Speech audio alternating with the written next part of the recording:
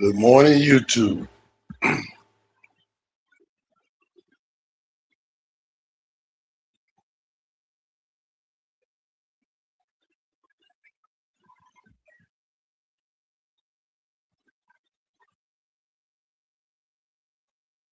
Good morning, good morning, good morning.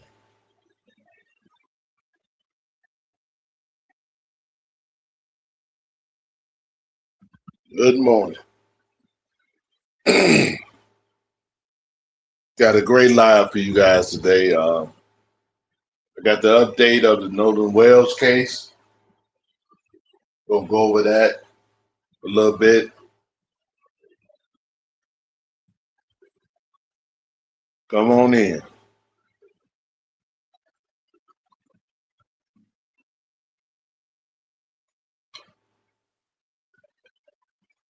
Come on in.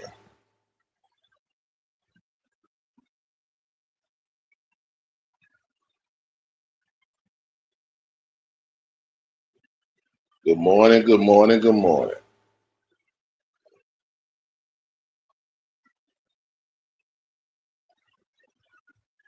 Good morning. But before I begin, let me YouTube, I do not own the rights to this music. This music is for educational purposes only.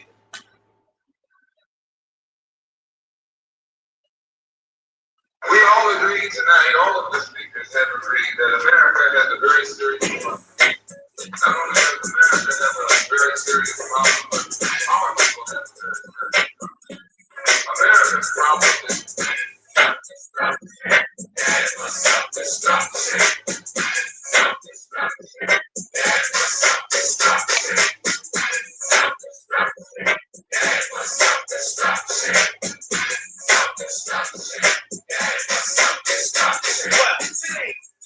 Self-destruction, it really ain't the rap audience is bugging. This one is something ignorant brothers trying to rob and steal from one another. We get caught in the mid. So crush that stereotype, here's what we did.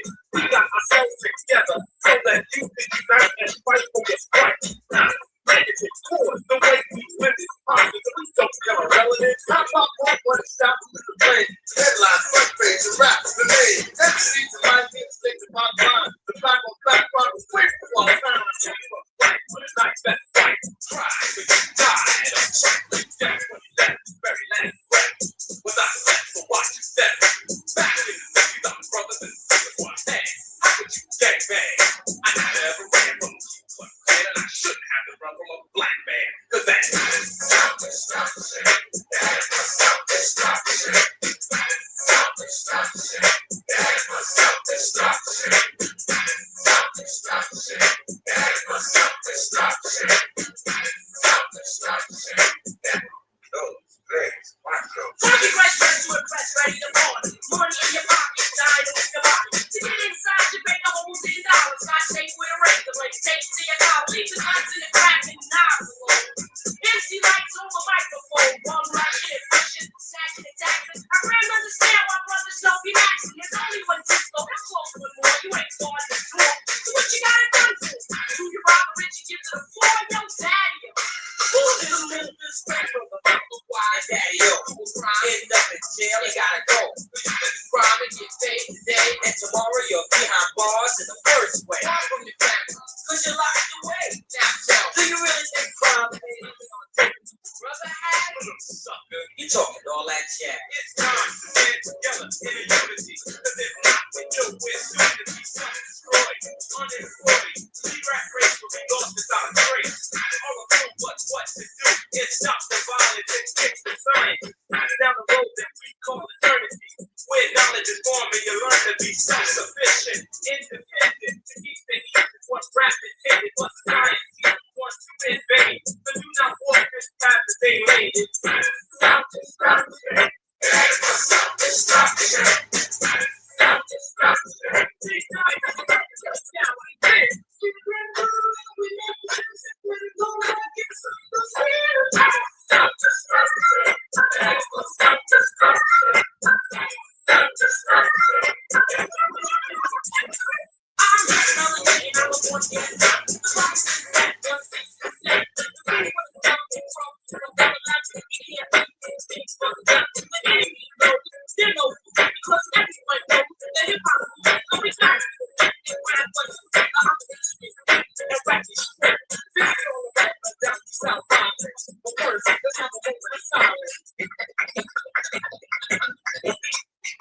Swing. Re-educated, evaluated, more from the past that faded. Anything left in the memory, my body laid it, and I hated it. Word up. Nothing make you a big thing, and you want to go and hit your brother man, and you don't know that's part of the plan. Why is that? Figures and fold, man. Money was just out there, I'm a bad stuff. I was going as the big stuff. Things that is so fun, the time's up, it's nice for everyone. You don't have to be soft to be a beast. Rather than kill a damn firm and get released. You don't have to be changed by the beast. But why the people is top, I release. Here's the situation. Idiocy, nonsense, violence. Not a good bouncy, therefore. Nothing more, right and bouncy. Had to stop the door so there be no bump rushing. I skip the level of performing a form. It's running down the level before my heart. I don't understand it. Other people, like the rapper, treat them as an equal. They call us animals. I don't agree with them. I'm the right of the weapon. Take keys with all people understand. To the heart of the man, the self-destruction is served on the planet. Making it deep, not failing to anticipate. They got kicked, so they fell for the bait. That makes them a victim, takes them from jacket down, which is the best they'll jump. It's not on the wrong, it's in jail, remember enough. They never took the time to wonder about it.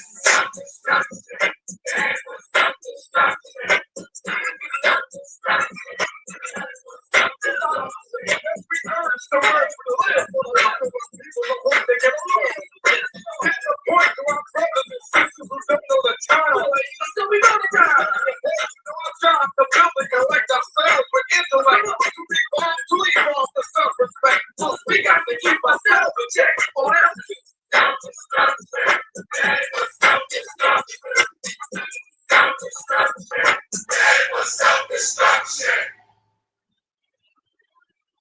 What's up, YouTube? What's up, YouTube? Got a good live for you guys today. Gonna go over the new update of the Nolan Wells case.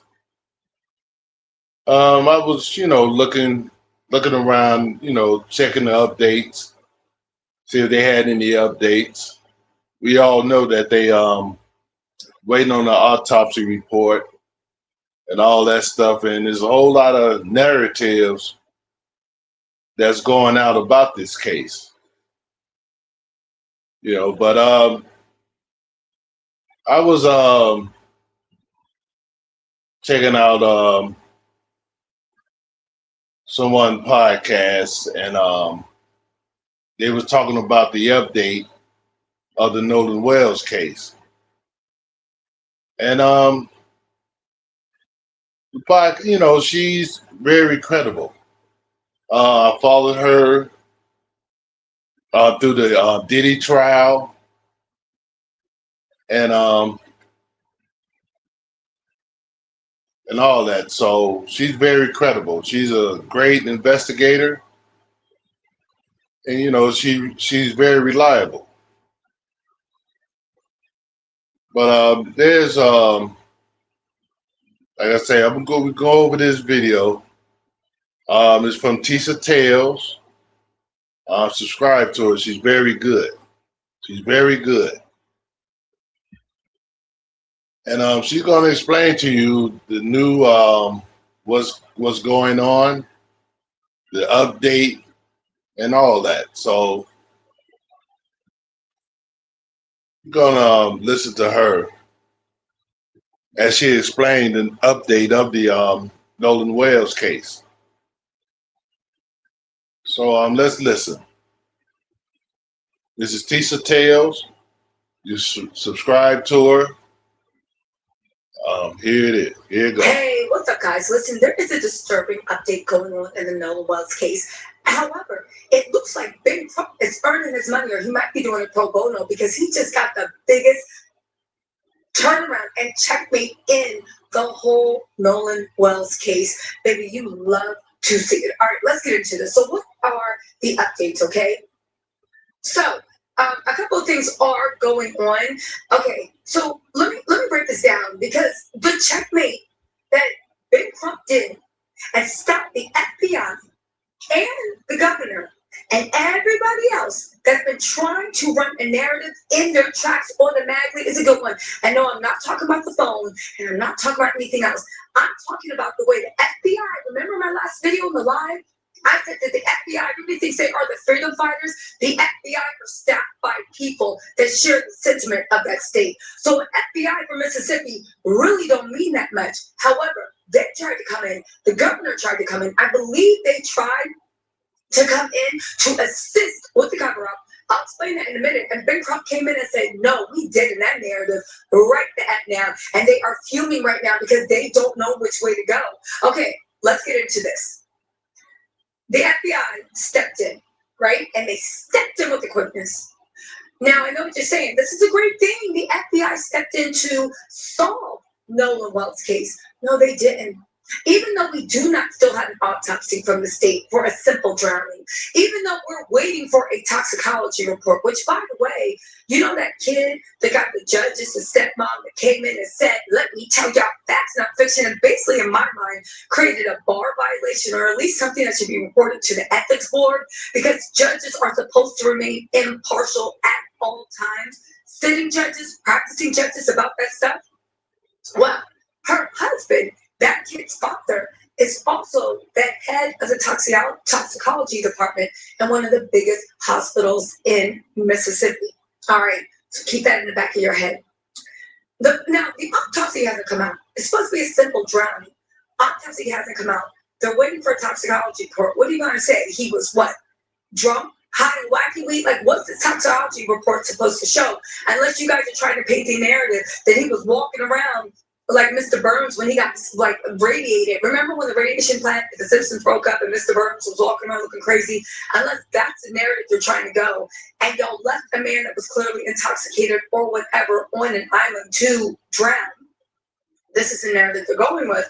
You know, the FBI, you would think, would step in to rush things. You would think would step in to actually see what's going on.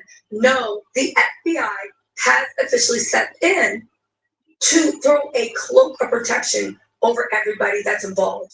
I'll read the statements in a second, but they, just to paraphrase, they were like, we find it disturbing that these kids are getting threats. The parents, we're not going to let our kids be threatened. What is you talking about? The governor then came and gave a press conference talking about some, and I'll get the details in a second, talking about some, I don't know anything about the facts. I haven't heard anything. I don't know much about this case. But I do know that there doesn't seem to be any signs of foul play. You don't know what's going on. You don't know much about the case. You don't know anything. But you know that there's no signs of foul play without an autopsy about anything except for those kids' testimonies. What are we talking about? Again, I do find it very odd the way the FBI swooped in, not to have the case move forward, but, and then hear me out, but to protect the kids. Now, why would they do that? Aside from the obvious reasons, think about it. Cover-ups only work if it's done by powerful people, and the people that are covering up know to keep their mouth shut. See, here's the thing. Big Crump's been saying for a minute, yo, we got 20, sometimes 50 people calling a day. They are breaking down stuff, and we are doing every lead. I do believe with teenagers, no matter how conniving, no matter how plotting, no matter how murderous they may be, you're still a teenager. You talk, loose lips, people get scared. I didn't touch them. I saw the other people do it, but why I gotta be in jail for the rest of my life? I don't want to go down with this shit. Whenever there's a conspiracy, people get very, very nervous about who's going to be the one to break. Big Crump was very smart posting that picture. It was an old picture, but I believe that it was a tactic to put pressure. Big Crump also said they're getting a lot of information. I think that scared them. And I think some people that may have been more involved than others are like, well, why do I have to suffer? And I think that, think about it, that the governor made these statements along with the FBI to let the kids know. Everybody that knew something or saw something. Because I think this conspiracy goes beyond just the people on the boat. To keep their mouths shut. You don't got to worry. This goes beyond your mama that's a judge, your daddy that's the head of toxicology, which, right? This goes beyond the police chief and all this stuff. Yes, you might have national media attention, but hold the line, because you got the director, you have the FBI having your back talking when they're innocent. And anyone that harasses them, anyone that says anything negative about them, we're coming for you. You're taking that stance, but yet you don't got anything to say about the boy that passed away. You don't got anything to say about assisting investigation. You're coming in to protect the boys. And then you got the governor on TV saying, well, I don't know, but it looks like it was an accident. That sends a message to anyone that might be scared. Shh, hold the line. And it says something to anyone that might be like, yo, I saw something, my conscience is bothering me, I'm gonna say something. I think it sends the message of, you better keep your mouth shut. Because not only do we have the police chief, not only do we have the medical examiner, not only do we have the judges and the doctors and everybody powerful in this town, we also got the FBI and the governor saying, y'all ain't seen nothing. Again, it's my opinion, and maybe y'all think I'm just talking, but look at these statements they gave. Hold on. See, there's so many unanswered stories or unanswered questions to what really happened to Nolan Wells. See, because there's been so many narratives put out there, about what happened. But if you think about it, you got hundreds of people on that island, and you mean to tell me nobody saw nothing? Nobody don't know nothing?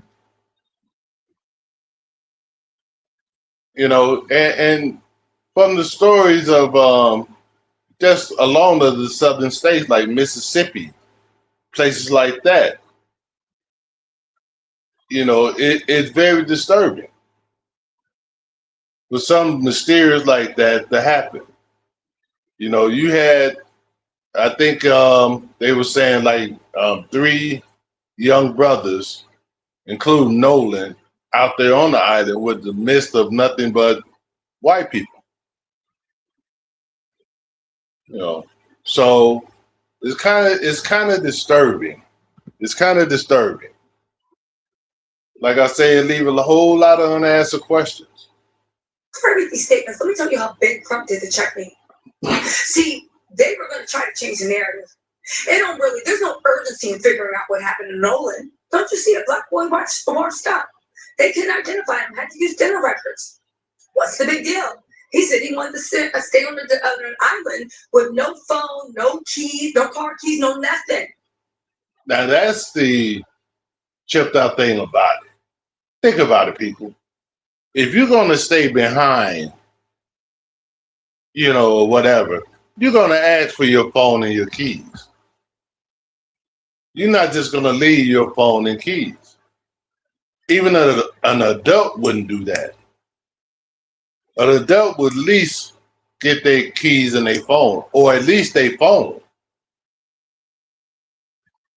So that's why a lot of this stuff don't make any sense. What's the big deal? Happens all the time. This isn't about race. This is about someone that can't swim. I think they was hoping, was he black? Can he swim? Right? The whole point of the matter is they tried to bring it in and turn it into, no. Do you understand what's going on? It's the boys who are the victim. It's the boys who are being harassed. It's the boys who are being racially abused. And Big Trump said, no, you don't. And that's when he hit them with, I'll take the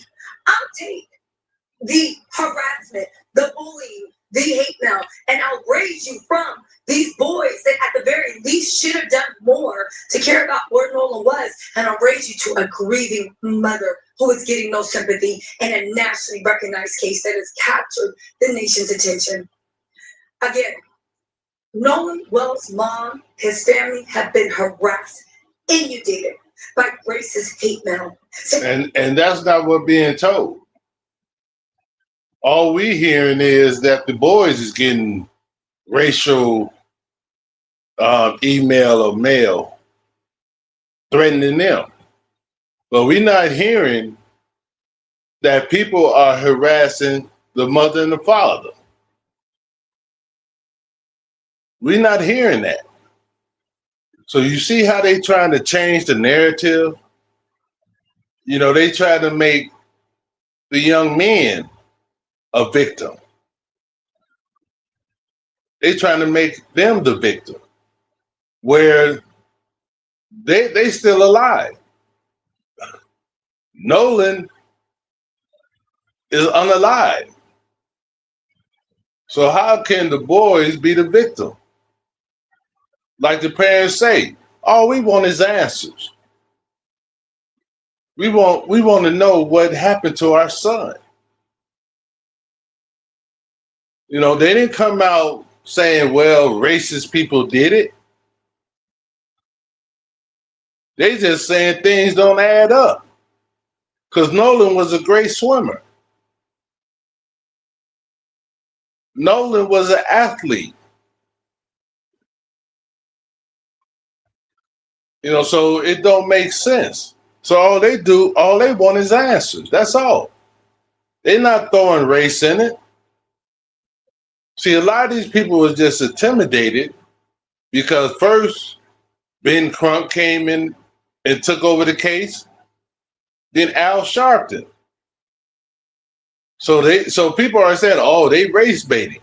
No, no. This family just want to know what happened to their son.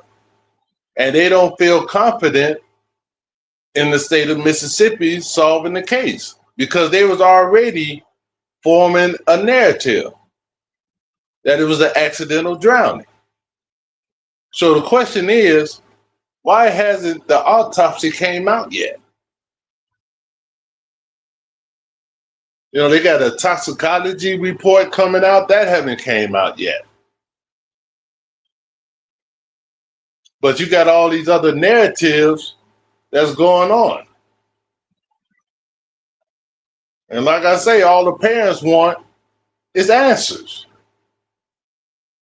And in my opinion, I don't see nothing wrong with that. Because if that was my son, I would want to know what happened to my son.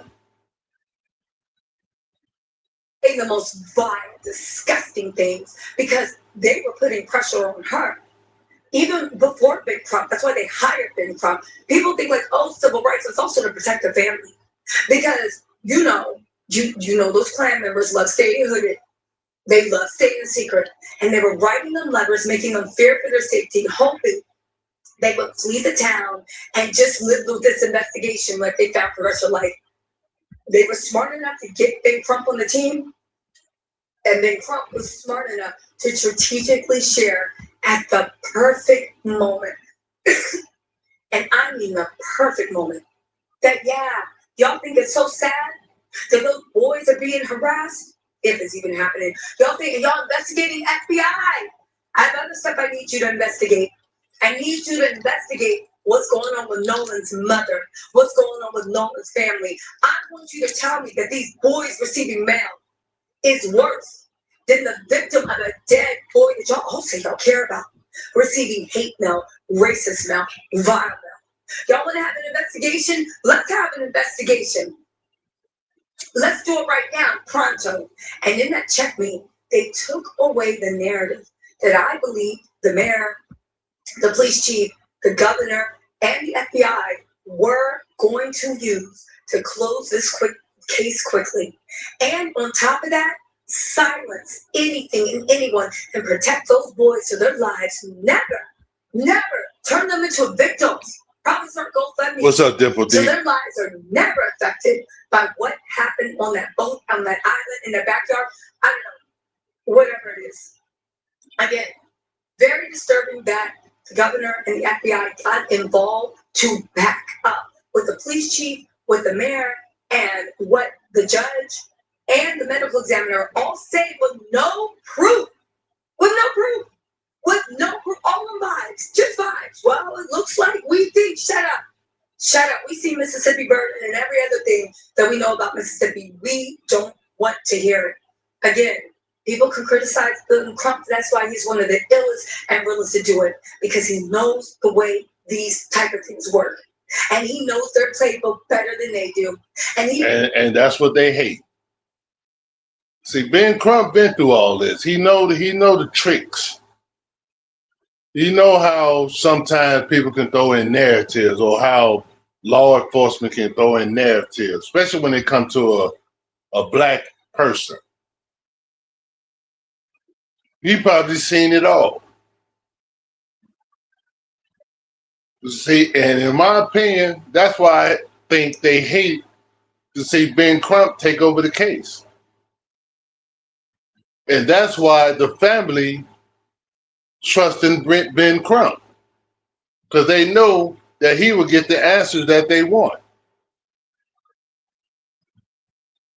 See, to me, this stuff is it just sounds fishy to me. It sounds fishy to me, because I'm still wondering if the roles were reversed, how would this go about? How would this case go about if the roles were reversed? I believe they'll have a suspect in custody already. But since it's three young white men, that's on the case, that's involved, then you have one of the kids whose mom is a judge, and what I've learned, the father is in charge of the toxicology department. So you can cover a lot of shit up if you got that type of pull. And like I say, by his parents, the young man's parents being in the position they're in, we don't know what type of connection they have. So they can throw out narratives out there, and it'd be kind of hard to prove, because it'd be so many narratives, and and they put certain narratives out there, you would have some people tend to believe that narrative. Like I said,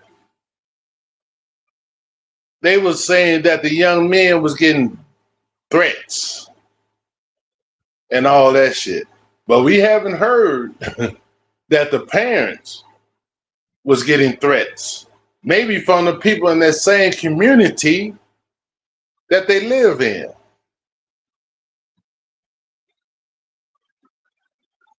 been doing this stuff since he graduated from law school. He is not new to this, but he is true to this. And I feel like that town in Mississippi, again, we don't know what's going to happen because we see even more egregious miscarriages. But it's nice that Ben Crump is in there. And it's like a walt, right? Before they even move left, he already know it's left, 2, 3, 4. He in their face like, what? He's in their face every single turn, making sure that they don't have a second to breathe. He sees all their little tricks. He sees all their little games. And as soon as he starts, he shuts that down in a second. Congratulations to Big Crump for shutting down what would have been the excuse they would have used to rush this investigation and shut it down. Young black man drowns. Young black man intoxicated accidentally drowned. That's the narrative they was heading to use. Because when they first discovered his body, they immediately said that it was an accidental drowning. That was the first narrative they said when they found his body. Oh, we didn't see any signs of foul play. How do you know? You haven't had an autopsy yet? So how do you know? You don't know. Congratulations to Big Crump for making many victories. There are many more to go. Again, my apologies to Nolan's family for having to go through such a horrible, horrible ordeal. Because at the end of the day, they thought that they were very beloved, respected members of the community. And now that same community through secret letters, has been doing a campaign of harassment and racial abuse. And the people sending it to them, I'm willing to bet, are people from the community hidden, just like. And I believe that. See some of them they'll smile in your face because you live in that neighborhood per se. But you don't know if these people actually have undercover hatred. See, because they seem like a normal middle class family, who live in their life, you know, raising their kids, good kids,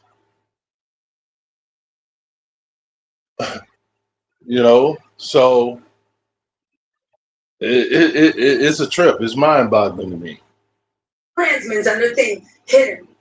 And it's so sad at a time like this, they have to sit there and realize that they had their kid around demons, that they had their kids around people that smiled in their face, but what they really thought about them are written in those letters. It hurts my heart that they're doing that, and it's kind of like a canon event that you realize that everything you thought, everybody thought, everything you knew was all predicated on a lie. And as soon as your child was taken from you, now you see the truth. Again, very sorry to Nolan Wall's family, to his mother that's dealing with this, to the harassment, right? The big Crump knew what to do. And now the FBI, it came out to talk about the boys being harassed, but not Nolan's autopsy, not solving the case, not putting any urgency, because the real victims are the 3 boys that are alive, and they need their futures protected. You know what I'm saying? You know what I'm saying. Anyway, you guys, listen. Oh, really quick, let me read you what the police chief and what the FBI said. Okay, yeah. Let me just Shout out to Tisa Tales, man. Like I say, man, subscribe to her. She's a good investigative reporter. I trust her on YouTube than mostly anybody I see, content creator on YouTube, because she does her investigations. She's very good at it. Like I say, I followed her when she was going through the Diddy trial and other things, and she's a very good investigative reporter, because when she was investigating the Diddy trial, she's so good. She was getting threats on her. She was getting threats on her. She had to hire her a bodyguard to protect her because she was speaking truth on the Diddy case. So she know what it means to get them threats and all that stuff. So when you get threats like that means you're doing something right. And like I said, nobody's not saying anything about the threats that Nolan Wales' parents get. They getting threat letters, and these people, to show how much of a coward these people are, they not putting a name on it. They just sending a letter to them. And yeah, Deborah D, I had went over that live with that guy Irving in Dallas, who went with his 2 white friends, supposed to been going fishing. The next thing you know, he's unalive.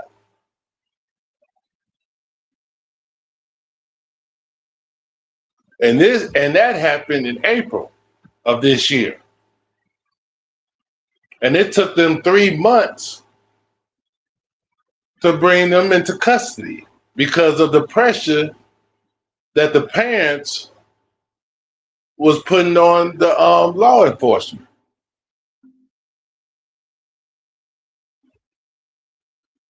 So people want to know why Nolan Wales' parents wouldn't get Ben Crump, because they knew they wasn't going to get justice. They knew they wasn't going to get the answers that they wanted.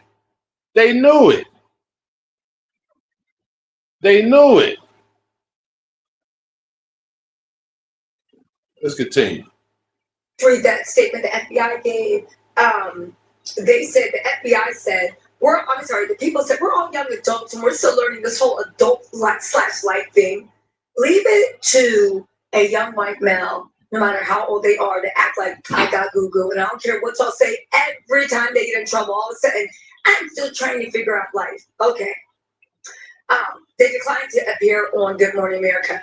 We get no bra here, and we don't understand why we're getting so much hate behind it.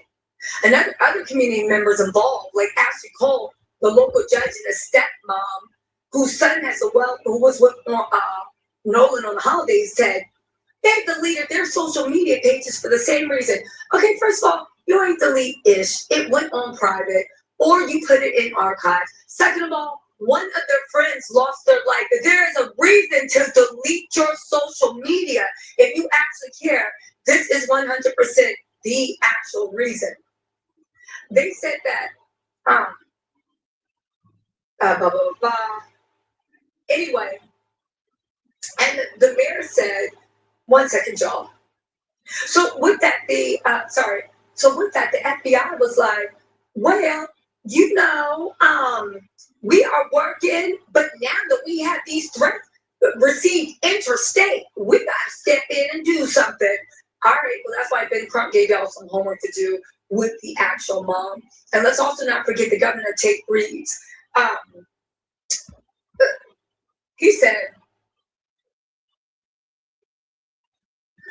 well, here we go. I personally know Sheriff John Ledbetter from Jackson County. God, these all sound like The Birth of the Nation, Part 2. Very well. I've not personally spoken to him. I have full confidence that he's going to do his job.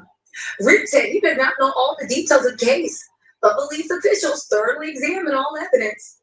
What I would simply say, and this was a press conference too, yes, the state of Mississippi, but also he knew it was going to be splashed all over national news. What I would simply say is, I don't know all the details. I don't know all the facts surrounding the case. I've yet to see a fact or a piece of evidence that suggests any foul play. Tell me they're not sending a signal to whoever can speak up to keep their mouth shut, to hold the line, or you better get in line. But if there is, I feel confident that the sheriff's office, the district attorney's office, and the members of the Department of Public Safety to deal with these crimes, if there have been one, they will find it and will do what's necessary. Y'all, this is a cover-up, I believe. I think Ben Trump is hitting them at the knees at every angle. I don't know if they have any other tricks up their sleeve. A lot of people have been saying that if that autopsy was a show showed anything but drowning, the Trump would have put it forth in the media. To which I say no. He's trying to show corruption. He's trying to show what our instincts and our heart are saying. So do you know what I think is going on? I think they're just sitting there. Because remember, Trump was supposed to release the autopsy on the 10th. But because they didn't, and the state still has it, remember I said that medical examiner, the chief medical examiner is doing the autopsy. You guys have to check out my live. This is a really good live. The way she already two other things wrongly misclassified a death as, oh, we can't determine, or it wasn't a homicide, when pathology experts from around the world viewed her notes and said this is I'm not talking about Nolan, viewed her notes and said this is 100% pathology. And when she literally was known for her quick turnaround time and all this stuff, how do you get such quick turnaround times if the police are promoting you? Anyway, here's my point.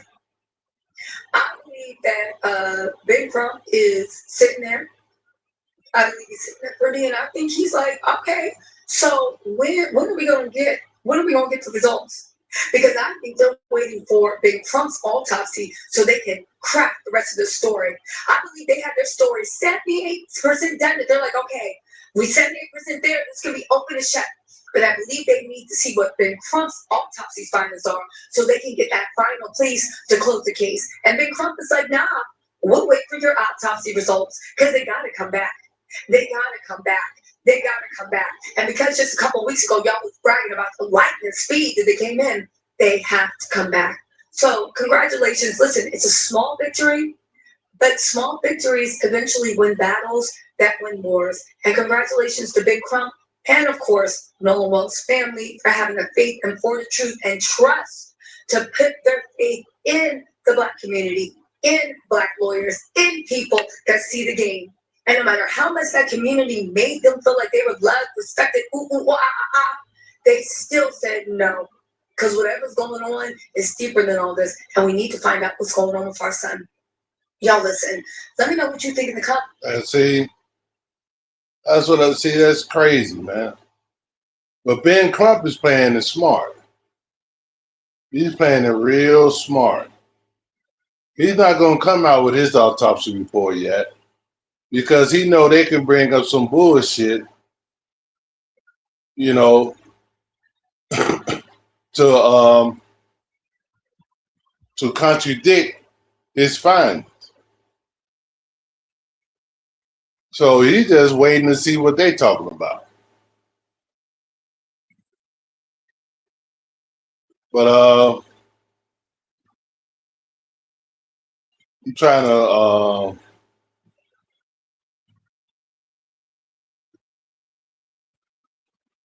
yeah, so you know, hey man, it's a trip. It's a trip, man. So that's what we got, you know, so far in Nolan Wells case. But I want to go over this other one. This is a another crime. I'm just going to show you how quickly they act and how they make arrests when it comes to us. When it comes to us. What I mean by us, I mean Black people. Now, this crime here happened in Mississippi, in Jackson, Mississippi. I believe, I'm not too familiar with the geographic part of Mississippi, but I know they were saying Jackson County, so I don't know how far that is from Jackson, Mississippi. But this is another crime that happened. But you will see how quickly an arrest was made and all that because it involved us.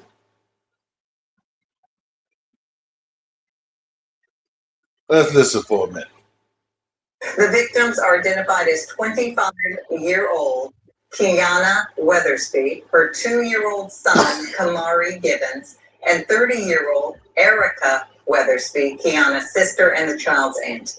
Jackson police say the three were found shot multiple times inside a home on Queen Alexandria Lane just after 9:15 Saturday night. 2 men were arrested on a Mississippi highway. Police thought that was the end of it. They were wrong. Because 5 days later, the number of people charged with killing a mother, her sister, and her 2-year-old son doubled. It was a Saturday night in Jackson, Mississippi. The kind of night where families were winding down, kids were being put to bed, and neighborhoods were quiet enough that you could hear crickets through an open window. On the 300 block of Queen Alexandria Lane, the lights in one home were still on. A mother was there, her sister was there, and a 2-year-old little boy, Kamari, was tucked into his bed.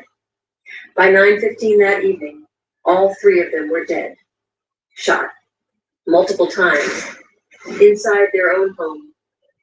Ellie Joe, we did drive down Queen Alexandria Lane yesterday, and I mean, if you drove down there, you would never be able to tell that a mother, her toddler, and another woman were shot and killed there Saturday night. I mean, there was no crime scene tape anywhere, and it just seemed like everyone was going about their normal day. And here at JPD, they tell us that they're still searching for a suspect. They also tell us that the victims were 30 and 26 years old, and the toddler was just 2 years old.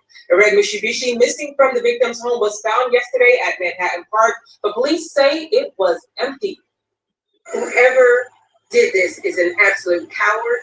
It is probably the most violence of human beings. You kill a toddler. And Ali Joe, while many neighbors did not wish to speak with me on camera, which is understandable, one person who lives near the victims did tell me the killings left people in the neighborhood shaken. They say the violence in the city is getting way too close to home, and they wish people would resolve their problems by talking more. Other neighbors did tell me that they initially thought the gunfire was fireworks because they say shootings like this rarely happen in their neighborhood. Now, Joe, here at JPD, they have not released the victims' names or have released a possible motive. Again, they say they're still searching for a suspect. When the first officers arrived on scene, they didn't find a robbery gone wrong. They didn't find signs of a break-in or a struggle that spilled in from the street. What they found was deliberate. What they found was calculated. What they found was the kind of scene that makes even seasoned law enforcement stop and go quiet. Because no amount of training prepares you for walking into a room where a toddler has been shot in his bed. Jackson Police Chief Rachel Brackney stood in front of cameras not long after and didn't try to soften it. She called it horrifying and vile. And then she said something that cut through every news broadcast, every social media share, every living room in that city. It takes a coward to slaughter a toddler. Whoever did this is an absolute coward. It is probably the most violent of human beings. You kill a toddler. That word, coward. It didn't feel like police language. It felt like grief speaking. And in that moment, the whole city felt it. 3 people, a mother, her sister, and a baby boy. How? Oh man, it's so sad. How do you have a nerve to unalive a 2-year-old toddler? Now, the way they saying the toddler was in the bed, so the toddler probably was asleep. What kind of person would go in the toddler's room or wherever the toddler was at and unalive a 2-year-old toddler after you unalive the mother and the sister? That is mind-boggling to me. You don't have no conscience at all. No conscience. Were gone. And the question hanging over Jackson was not just who did this. The question was how. How does a child get executed in the one place he was supposed to be safe? That question was about to tear through the entire community. And what started as a search for one shooter would end, days later, with 4 people behind bars in 2 different states. We cover the cases that demand to be remembered. Hit the subscribe button and turn on notifications so you never miss a story. Kiana Weathersby was 25 years old, a young woman navigating the hard work of being a mother in a city that doesn't make it easy.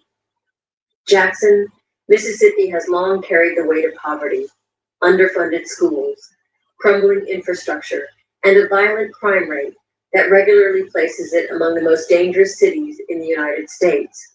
Now, don't that sound familiar? Don't that sound familiar? Mostly all Black communities are dealing with some type of poverty, violence, and all that. Because you know what brings poverty brings violence. If there's poverty, there's violence.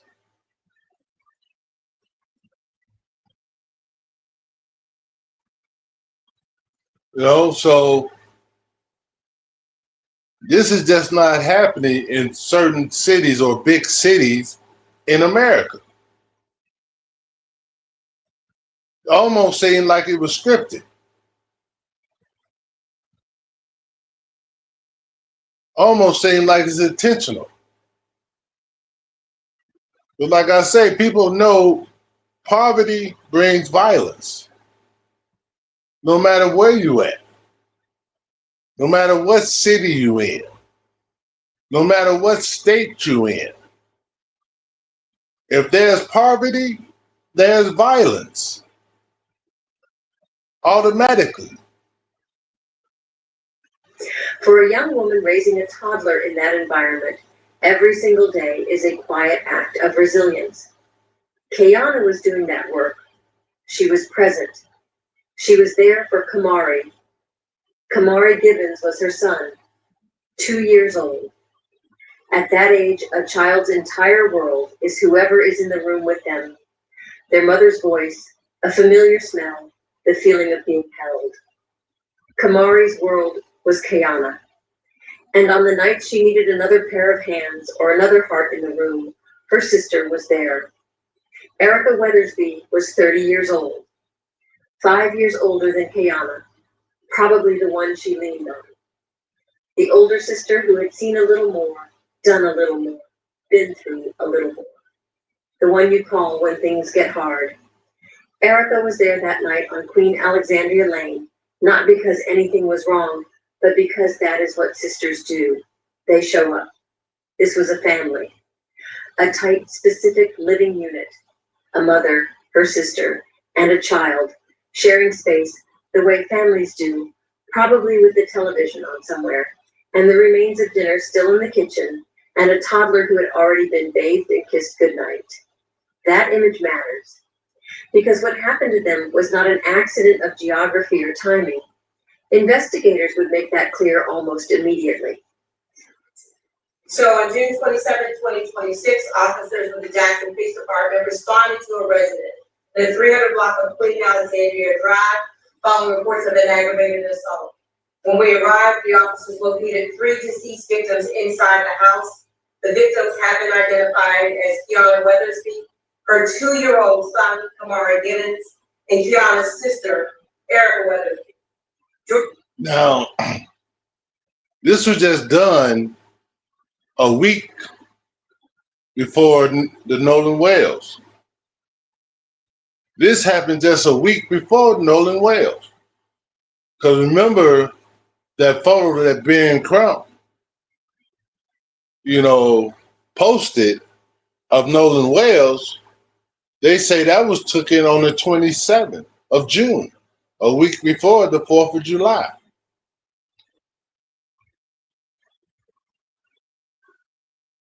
So this just happened. Probably in the same vicinity, but in the poorest part. See, because what I'm getting, I might be wrong, because like I say, I don't know the geography of Jackson, Mississippi, and and where Nolan Wells lived. But to me, I can picture like me living in Chicago, and Nolan Wells lived somewhere like in Schaumburg, in the suburbs. Because they said Nolan Wells, Jackson, what is it? Jackson County was investigating the Nolan Wells. So I'm just thinking that Jackson County is by Jackson, Mississippi. Or the suburb of Jackson, Mississippi.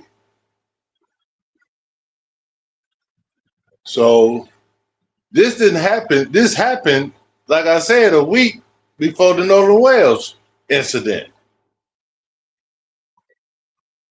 For the initial investigation, detectives learned that the victim's vehicle, a red Mitsubishi Mirage, had also been taken from the residence. The vehicle was recovered over the weekend and is currently being processed with the assistance of the FBI as our investigators continue to collect and analyze evidence. As the investigation progressed, detectives received and followed up on numerous tips from the public. Earlier today, information was developed during the investigation that led the detectives to identify a vehicle that we believe to be connected with the homicide. Officers attempted to conduct a traffic stop at 18th and Madison. What's up, riders? However, the driver refused to stop. Officers were ultimately able to safely surround the vehicle and take 2 suspects into custody without further incident. Currently, as a result, Cornelius Carter, C-A-R-T-E-R, 28 years old, has been charged with capital murder and a convicted felon not to be in possession of a firearm. Jordan Carter, 28, no relation, has been charged with capital murder in this case as well. This has been an extensive investigation involving countless hours of work by the Jackson Police Department, their detectives, patrol, crime scene personnel, and our law enforcement partners. Investigators work diligently to collect physical evidence, conduct numerous interviews, and analyze digital and forensic evidence as a result. Now, it didn't take these people no time to investigate and arrest someone of the unaliving of the three people. It didn't take no time. Why? Because the victim and the perpetrators was black.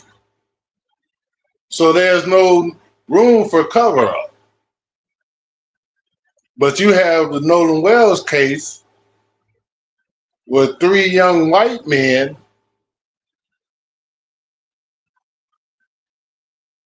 are,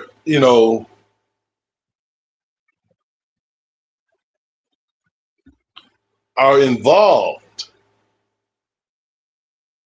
and the powerfulness of the family of one of the boys' mother and father. But things don't seem like it's getting solved. You're getting different narratives and and all this, and you coming up with a cause of death, a cause of unaliving quickly without even investigating. You see the two difference? You see the two difference in justice? You see the two difference. So why it didn't take them that long to investigate this crime, but it's taking these people long to investigate the Nolan Wells unalivings? It don't make no sense. It don't make no sense. To develop the probable cause that led to today's arrest. This investigation is ongoing and remains active. The Jackson Police Department extends its deepest condolences to the family and the loved ones of the victims. We remain committed to seeking justice for the victims and appreciate the cooperation and support provided by the community throughout this investigation. This was personal. Jackson itself is a city that has been fighting for its identity for decades. Once a thriving southern capital, it has watched businesses leave, its water system collapse under national scrutiny, and its population shrink as residents who could afford to leave did. The ones who stayed, and there are hundreds of thousands of them, What's up, D? people with roots too deep to pull up. People who love a city that the rest of the country frequently forgets exist. Queen Alexandria Lane sits inside that reality. A residential street, houses with yards, the kind of block where people know their neighbors and assume a certain baseline of safety just because it is their street, their neighborhood, their home. That assumption died on June 27th. The people left behind, the extended family, the neighbors, the friends, were not just grieving, they were shaken. Because if this could happen inside that home, to those people, on that block, then nowhere felt safe anymore. The attack was not opportunistic. The killer, or killers, did not wander down Queen Alexandria Lane looking for a random target. Everything about the scene pointed to people who knew where they were going, knew who was inside, and came with a specific intention. That level of deliberateness changes everything about how police approach a case. The answer is not out there somewhere in the abstract. It lives in the connections between the victims and the people in their lives. Detectives began working outward from the scene. The relationships, the history, any friction or conflict that might have built toward this moment. In cases like this, the motive is almost always buried somewhere in the recent past. An argument, a falling out, a debt, a threat that was not taken seriously, something that escalated away from the people who might have intervened until someone decided that violence was the answer. What investigators also noted at the scene was the absence of something that should have been there. A red 2020 Mitsubishi Mirage, belonging to one of the victims, was gone, stolen from the property during or after the attack. Whoever did this was composed enough, after shooting 3 people inside that house, to take a car, to make a practical decision, to think about their exit. Now, see, this is what the contradictory comes into with me. Now, they still investigating the crime, right? But they arrested already the people who they feel was involved. But the investigation is continuing. So, in my opinion, if the 3 Nolan friends was the last was the last ones to see him, or they even said this woman, Katie, the young lady Katie, was the last one to see him, we haven't heard anything about the law enforcement interrogating or questioning them. All we hearing is different narratives. You know, the young men are getting harassed. The young white men is getting threatened. But what's not being told that the parents of Nolan Wells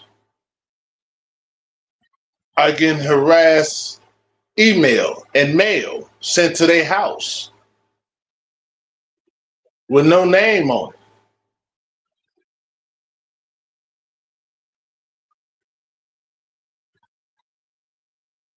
See, like the old saying go,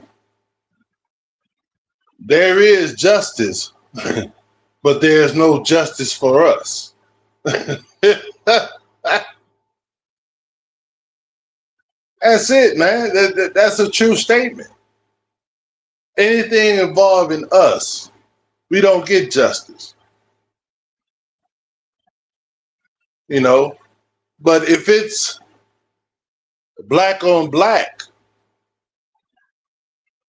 they quickly, indict us, especially if we're the ones who committed the crime.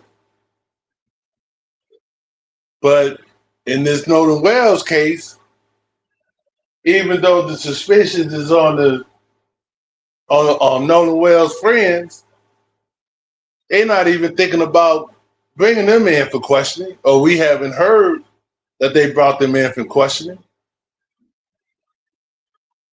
We know they haven't been held in jail.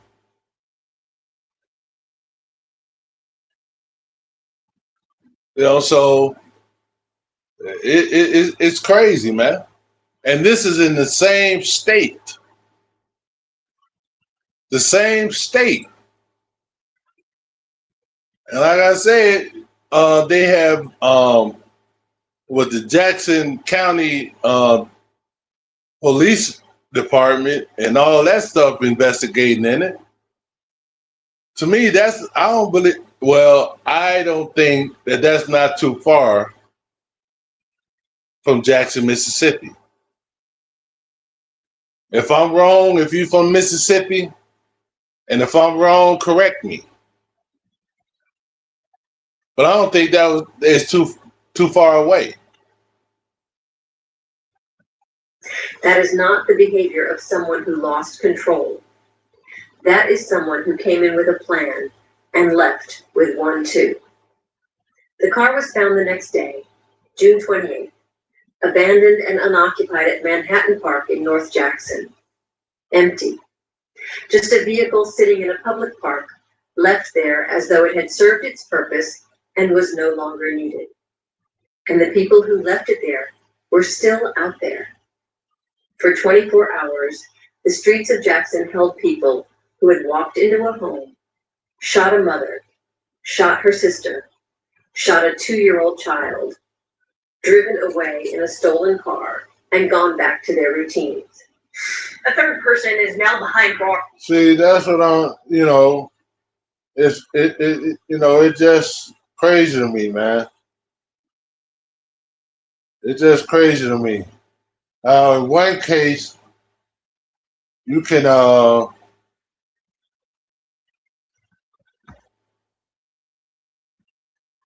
you can get the answers or whatever, but in another case you can't.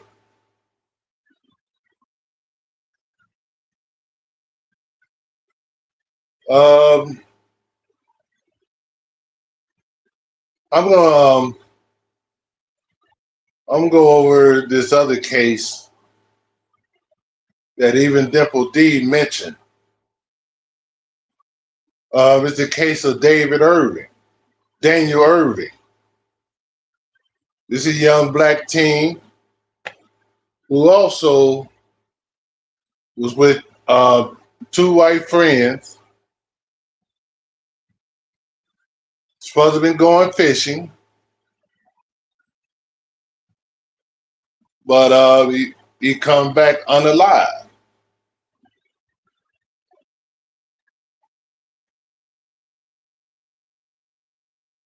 So let me get this together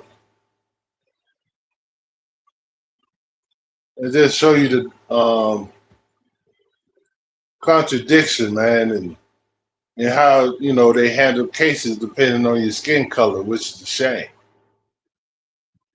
Police text messages prove that the victim and suspect knew each other and had made plans to meet up and go to a lake back in April.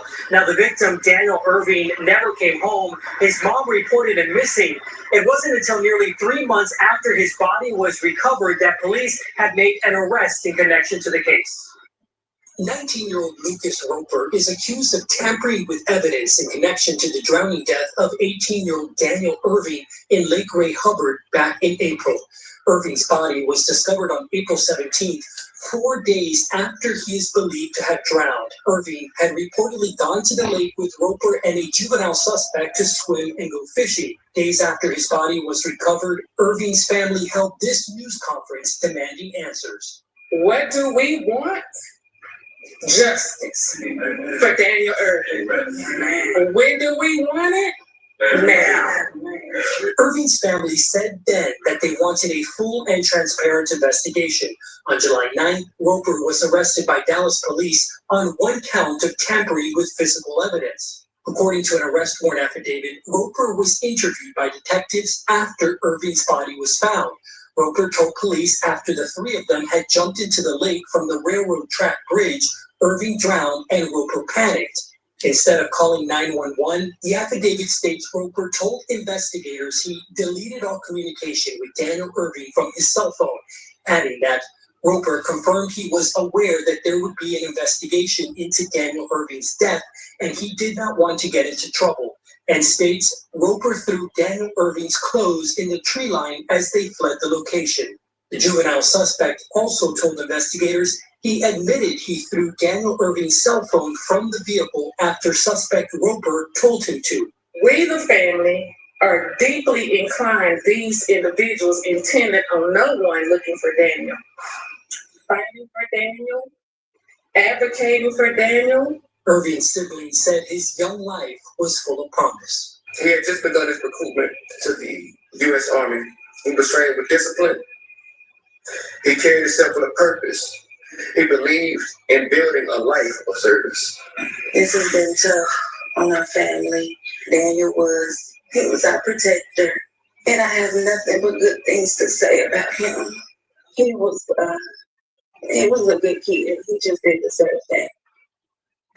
Roper was booked into the Dallas County Jail. I can tell you that his bond has been set at $10,000. Now, we don't know the status of the juvenile suspect. Because he is a minor, Dallas police are not releasing any additional information. So that was the case of Daniel Irvin. Now remember that happened in April. That happened in April. So it's crazy how you know it takes a long time for us to get justice.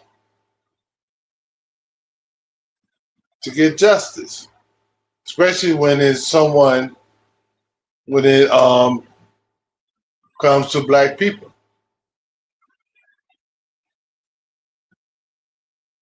When it comes to black people, it's crazy. So we're gonna keep. I'm keep up on this shit, man. Like I say, this is some interesting stuff, man. That's going on, man. And I think we all need to pay attention to what's going on. But like I say, this stuff is happening all around us, man. And it can't happen to you. The same shit that happened to Daniel Irving and Nolan Wells can happen to us or happen to someone in our family.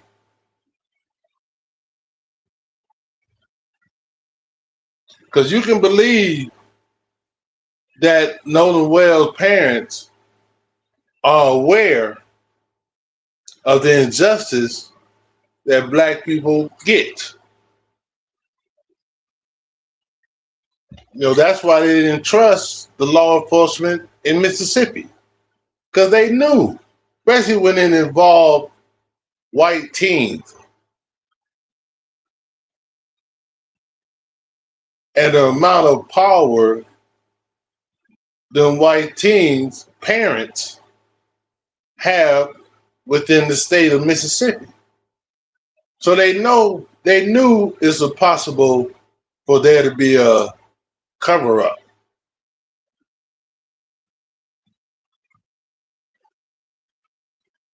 You know what I'm saying? You're right, DNC.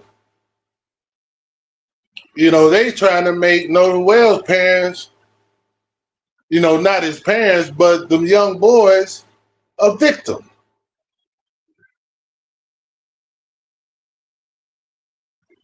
And when I said before, they're not mentioning the death threats and the harassment that Nolan Wells and the parents are getting. And they just want the answer for what happened to their son.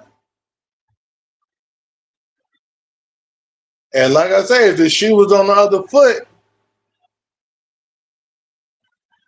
I would wonder, them parents would want to know what happened also. Or how different this case would be.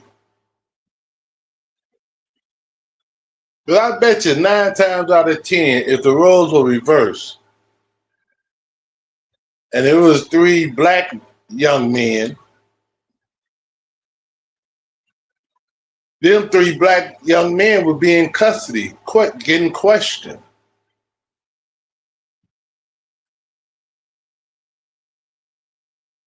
Because if you think about it, this Daniel Irving case and this Nolan Wells case is almost the same. Daniel Irving, them guys, after they left the scene, just like the boys left the island without Nolan Wells, they left the scene, threw out his clothes, his cell phone, all his possessions. Didn't them boys take Nolan Wells' phone? Or didn't they have Nolan Wells' phone and keys in their possession? And we would have never found that out if the parents didn't track his phone. They didn't voluntarily come to the parents and say, hey, we can't find Nolan Wells. Here's his phone. Here's his keys. They didn't do that. The parents had to track down Nolan Wells' phone. So that means they'd have possession of his phone and his keys.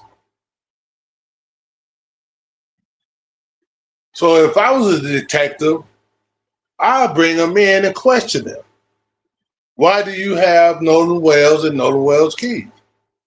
I'm just not going to go off on a narrative that people pushing, because everybody got an opinion. Everybody can put out narratives. But what is the truth? What is the truth?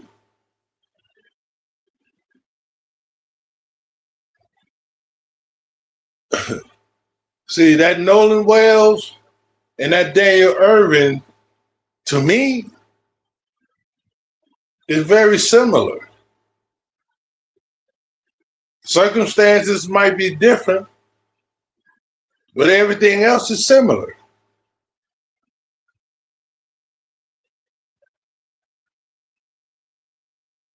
Now, in my opinion, the only thing I can think of is that the two young white men who they finally brought into custody don't have the pull like the young white kids and that was with Nolan Wells have.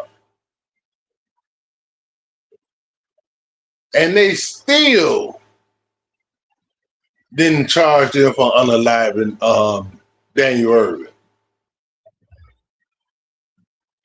They arrested him on messing with evidence.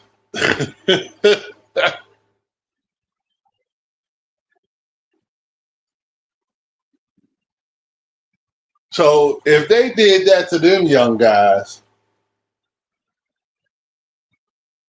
why they haven't done that to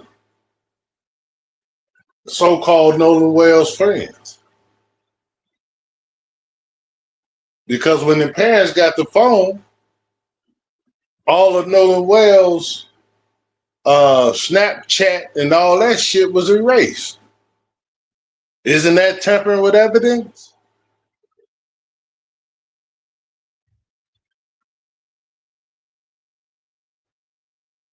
That's tampering with evidence.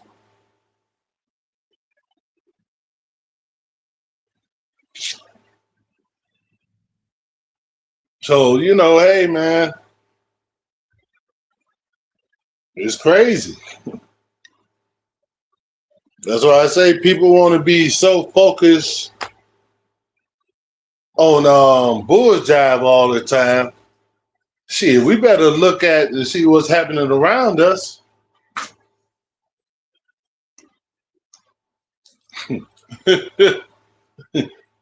We better be conscious of what happened around us. Because I'm sure, the Wells family used to see stuff on the news and all that, and probably never thought that it was happening to them.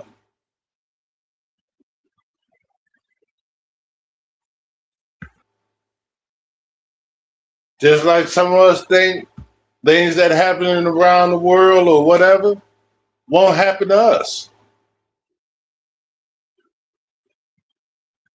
which is false. As long as we black,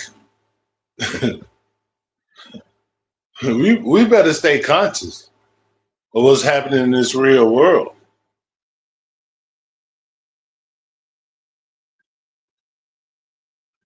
We better be conscious. And in my opinion, it don't matter where you live.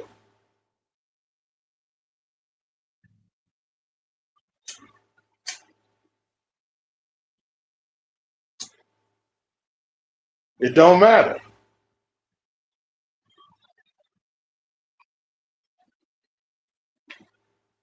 So I just played 3 cases.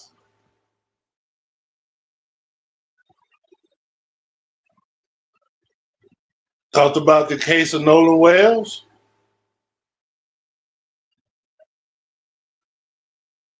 I brought up the case of the mother and the sister and the child being unalive, and I brought the Daniel Irvin. Now the difference in all three is one was perpetrated by black people, by us. And look how quick an arrest was made in the one that involved black on black. And look how slow it was now between Nolan Wells and Daniel Irvin.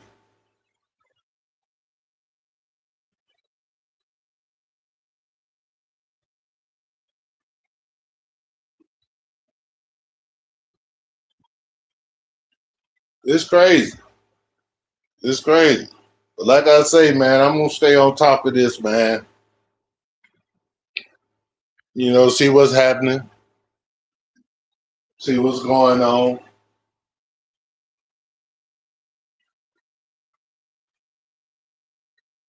But see, people, that's why I said, man, we have to stay conscious as black people, man. And people laugh at me when I say we still ain't free. And they want to know what I mean. We free from slavery, but we're not free from systemic racism. Because that could happen everywhere, and that happens everywhere.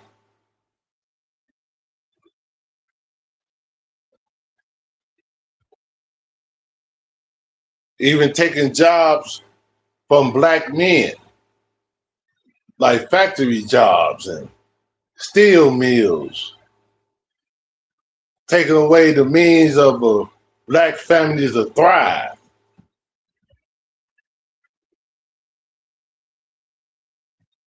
You know, changing our certain neighborhood, you know, poverty ricken.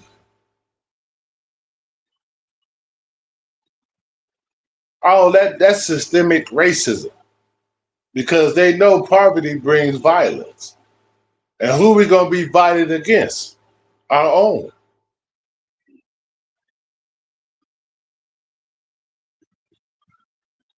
Our own.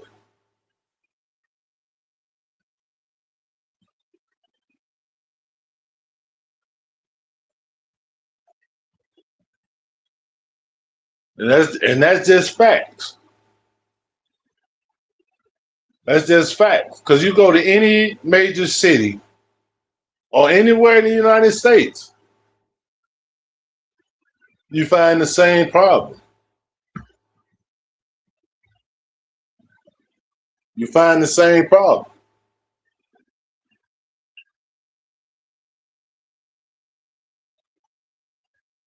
You know? And that's just the way it is.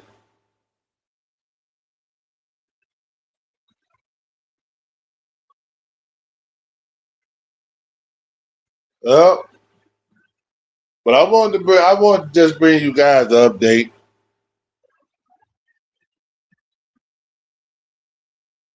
What's up, Anthony? I just wanted to bring y'all the update, you know, because I think we need to be conscious of what's going on around us, man, because this shit can affect us at any time, especially a young black male. This shit can happen to us anytime, no matter who you are. And if we don't stay conscious of what's going on around us, man, we're going to fall right into it.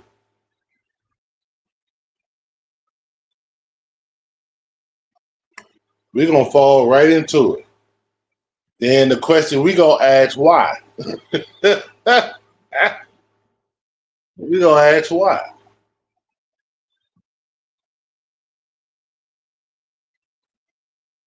You know? And see, this also needs to be a lesson to everybody.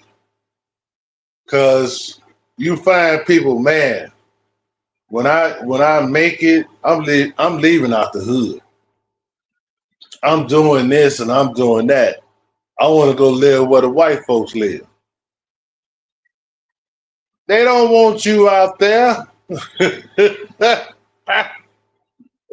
They don't want you out there. Deep down inside, they don't want you out there. They don't want you out there living with them. Benefit from the benefits that they get. They don't want you to do that. Just like when I started truck driving, they didn't want black men out there making the money they made.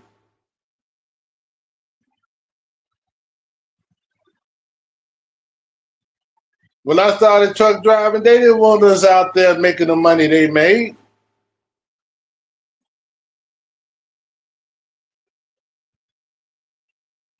And that's facts. They'll tolerate you. Some of them will tolerate you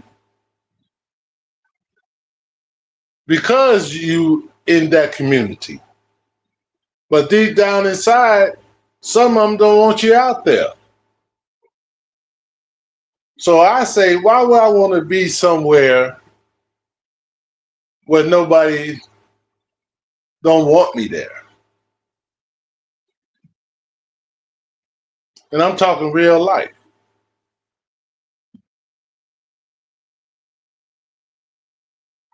See, they probably thought everything was cool because they didn't see the hatred yet. They didn't see the hatred because the hatred was undercover, was kept undercover. But when things happen, that's when you see the hatred come out.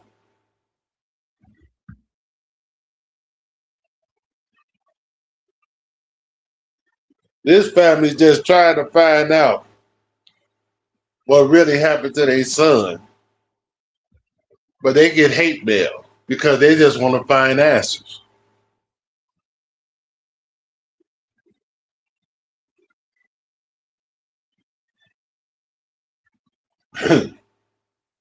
Jay, it's crazy because because I don't fault people who get a good job and want to move to a good community. I don't fault people for that.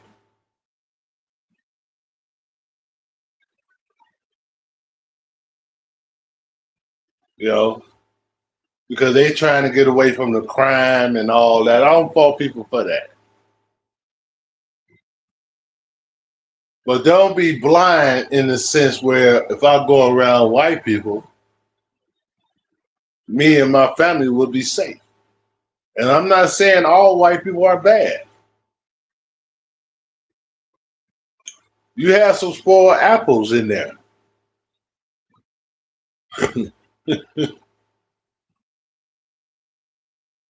No, you have some people who really have hatred for you, but just tolerate you.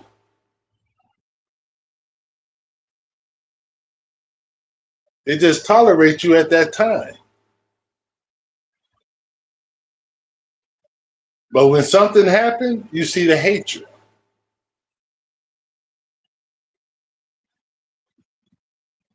That's when you begin to see the hatred.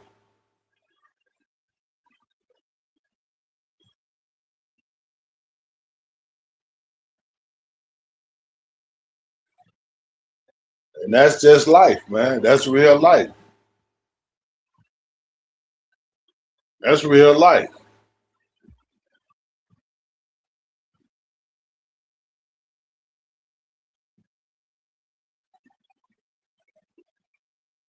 It's crazy, y'all. It's crazy. You know, just like I'm on YouTube, try to bring real life shit to YouTube. I get trolls.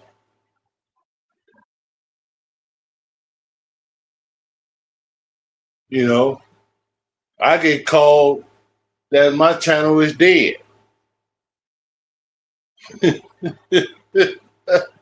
As long as I push live, the channel's not dead.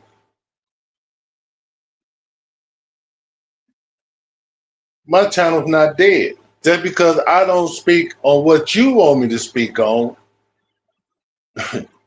that's on you.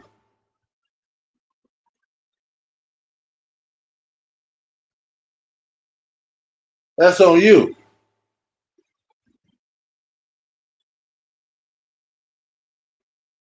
You know, you speak truth or you on the right side of truth, people try to break down your character. That shit happened from my civil rights leaders on down.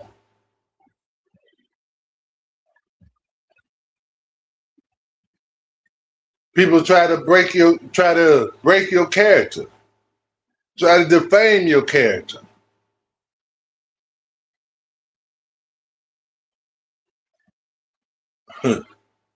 Like this one dude on YouTube make videos of me. About what? I don't know you, but you just feel that you want to troll.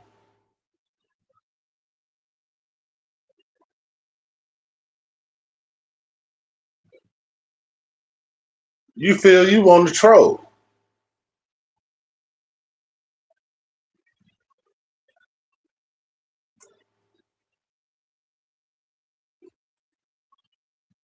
See, like I tell people, man, that shit don't bother me because I know the true me and I know my intention. I know my intention.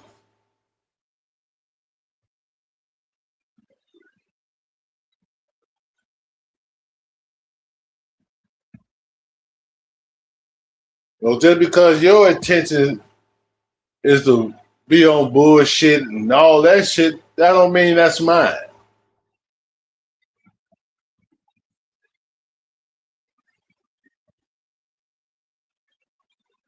Because I don't have no reason to lie to nobody. What I'm gonna lie to somebody for? Why I'm gonna lie to up myself? Why would I lie? That's stupid. But here we go with the narratives to discredit someone.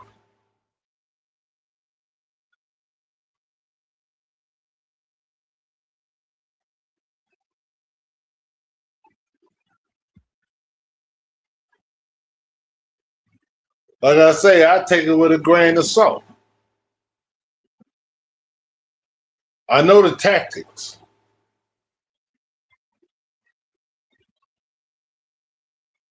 That's why I laugh all the time. And I love it when people say I'm getting angry. Angry for what? What am I getting angry for?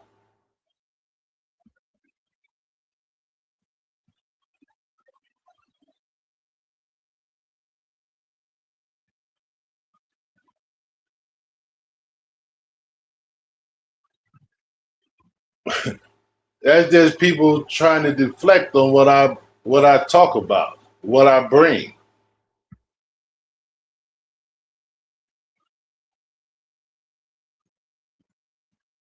You know, and people say, "What's my brand?"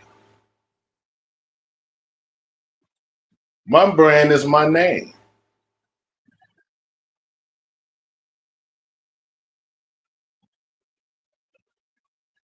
That's my brand.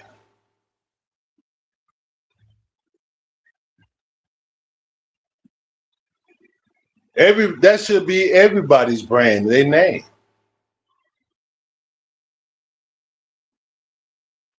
That should be everybody's brand.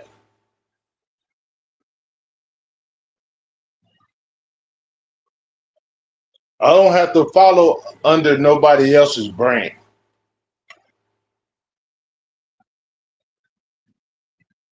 I'm my own individual.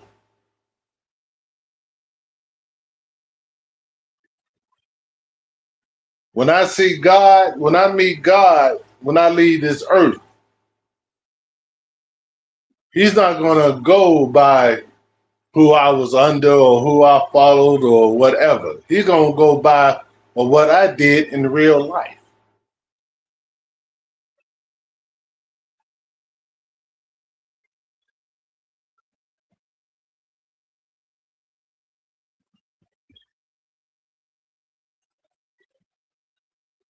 See, I don't live of this world. I just live in it.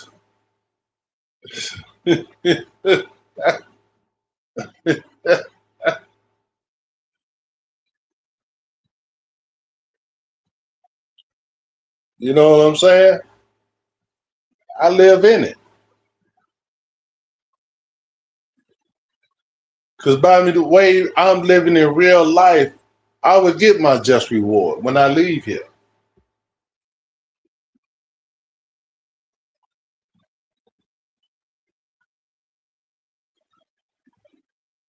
Because one person a person can't lie to or deceive is God.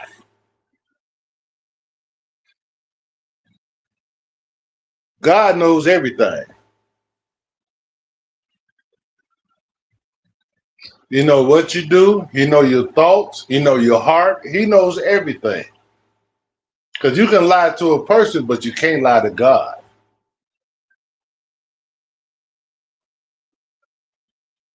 So what other people think of me,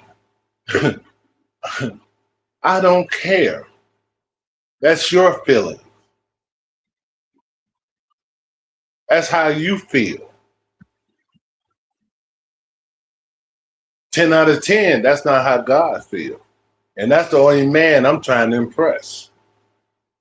I'm not trying to impress you. I'm trying to impress God.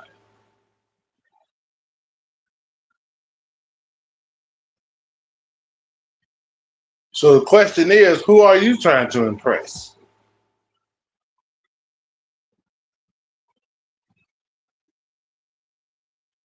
You trying to impress other people or you trying to impress God?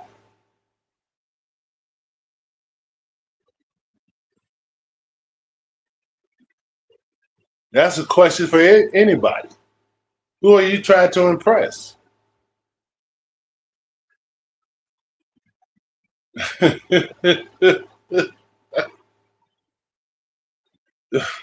Man, some people can be a trip,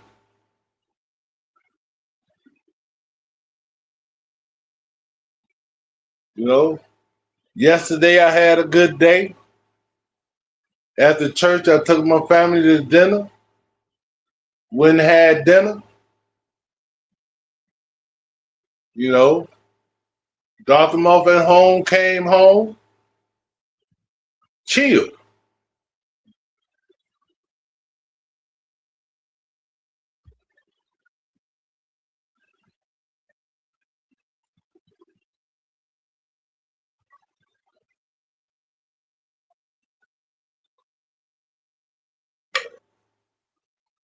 you know,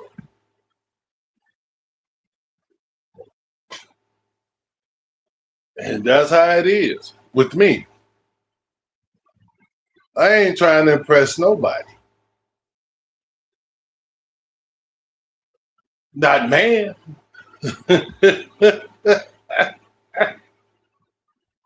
Oh man.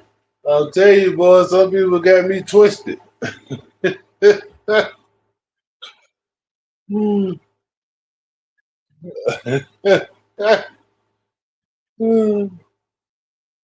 I learned all through life, man, you're not gonna be able to impress everybody. Everybody's not gonna like you. I came to terms with that. People gonna have their reason to dislike you, no matter what.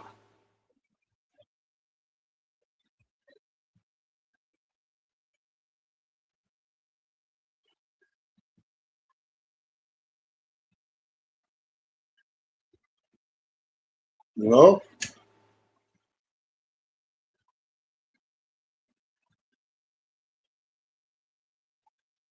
But it is what it is.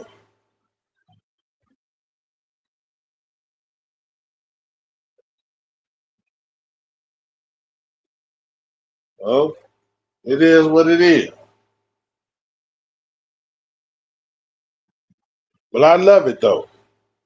I love it.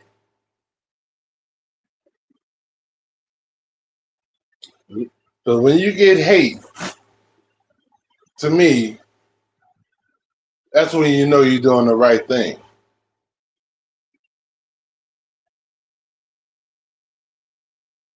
You're doing the right thing in life, real life.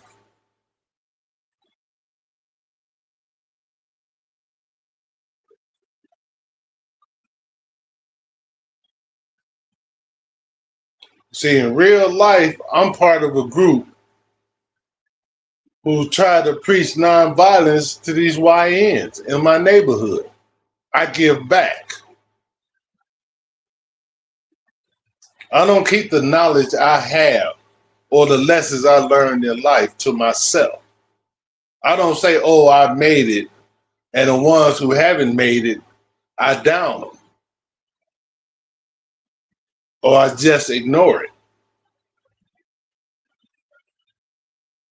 Because, see, things that are happening now in real life,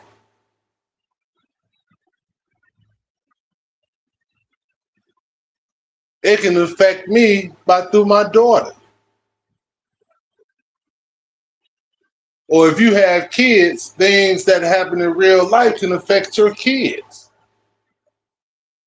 So that's why you should always be concerned of what's going on around you in real life.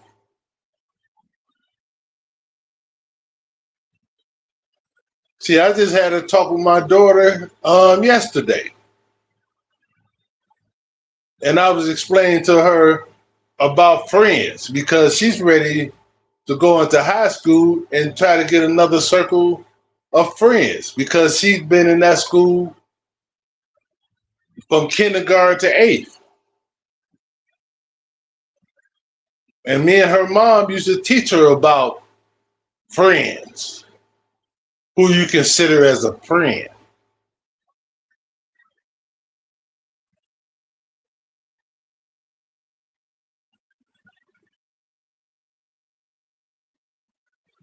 See, we teach her the difference.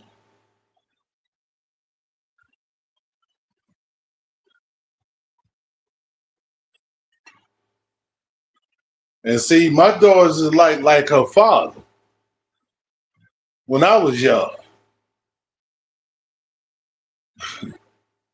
If you get on my nerve or disrespect me, it's gonna be night night. And that's how I was as a kid.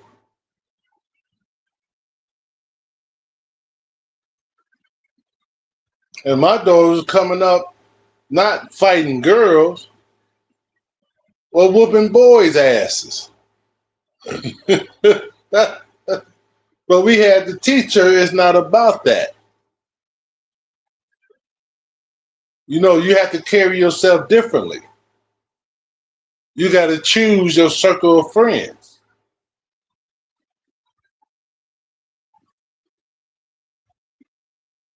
I teach my daughter about real life shit.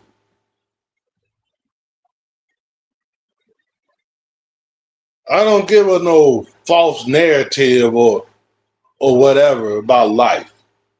I be straightforward.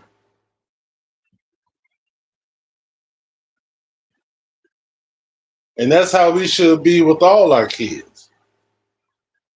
All of us who have kids, that's how we should be with our kids. Be truthful, be frank. You know, get them to understand what you're saying.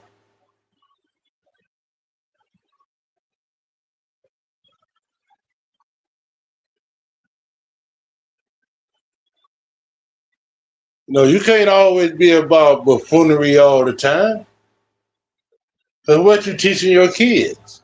To be silly all the time?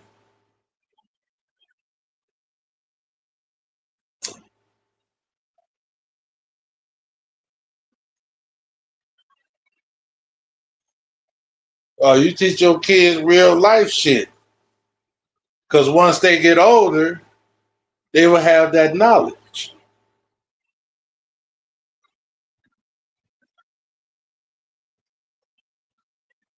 They won't walk around just trying to fit in with different people who they think if you be with them, you will have fun. Man, get the hell out of here.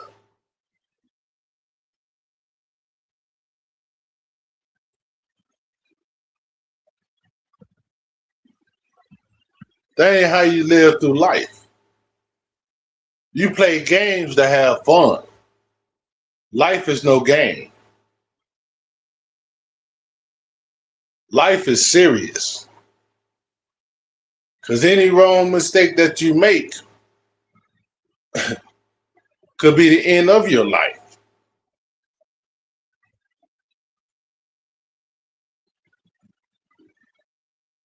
You know, some people make one mistake and it affects them all their life. So you want to teach your kids not to make that mistake.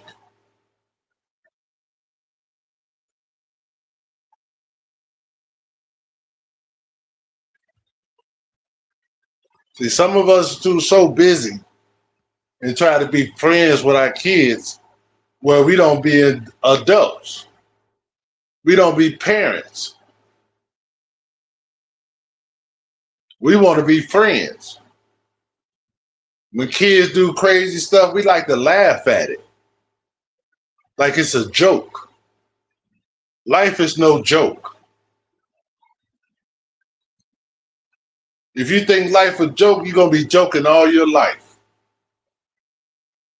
You ain't going to take nothing serious.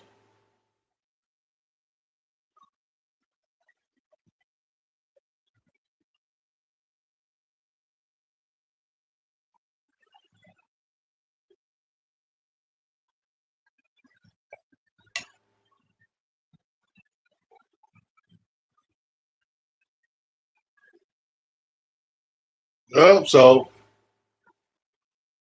that's about it, y'all. I'm done preaching.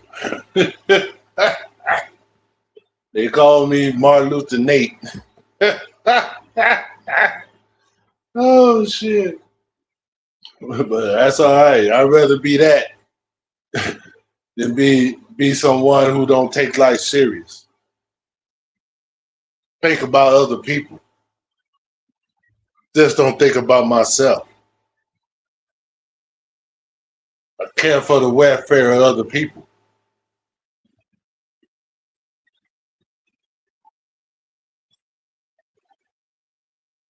I'd rather be that way.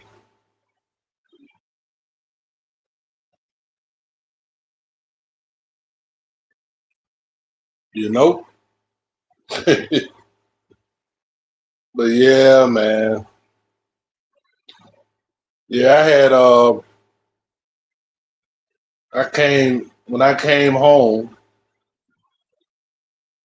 I was watching a little bit of the takeover and I fell asleep. I fell asleep. And when I woke up, I had woke up for a minute and they was talking about this guy who been trolling me. And like I said before, this guy just started trolling. He came in my chat one time. You know, the next thing I know, he making videos of it. But the narrative is this guy must knew me because of what he was saying. This guy don't know me at all. I never met this guy before. Oh, he went to the same high school to you. Yeah, that's what he said. But he went to my high school in 1983.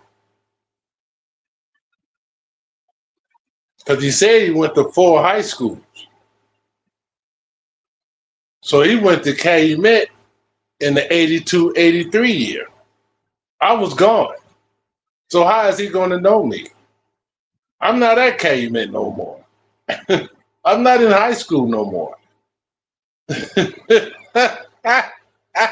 But the narrative is this guy know me.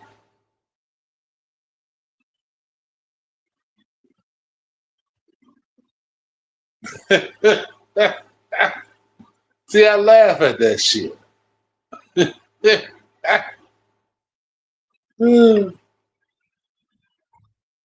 Cause see, I was real popular at my high school because I played football and basketball. So I was very popular at my high school. Everybody knew me. Well, I ain't gonna say they knew me, they knew of me.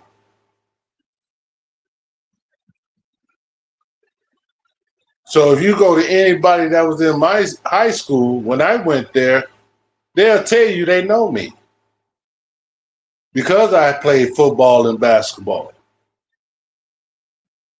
for 4 years.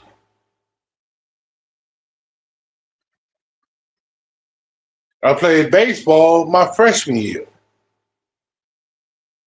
So I was playing 3 sports. So everybody knew of me.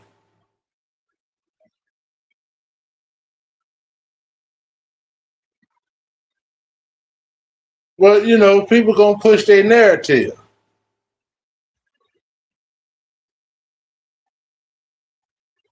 It's all good.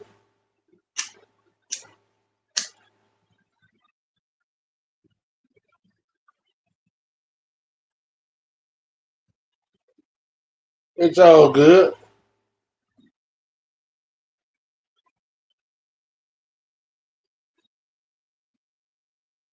So, hey, man, it is what it is.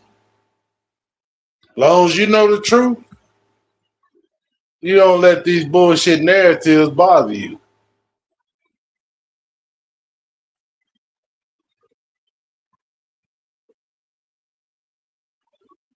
Because people gonna believe what they want to believe. You can't change people's mind. You can't change people's mind.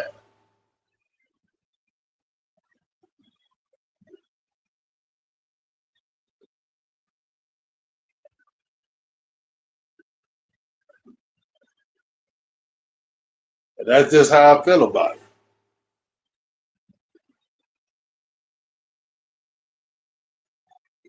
So my word to you, think what you think. Believe what you want to believe. Because you're gonna do it anyway. You're gonna do it anyway.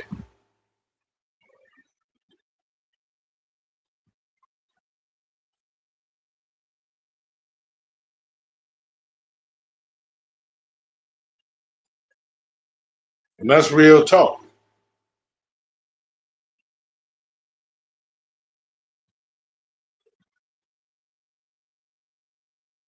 Like I said before, I ain't come on this YouTube to talk about nobody. That's not my intention.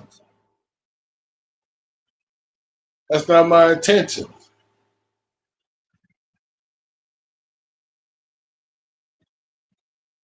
And I ain't coming on here to form no enemies.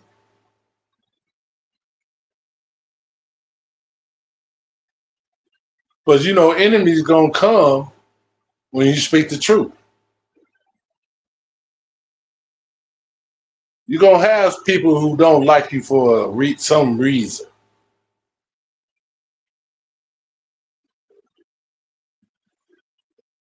Only message I got to you is keep on hating. Cause I'm good. I'm good.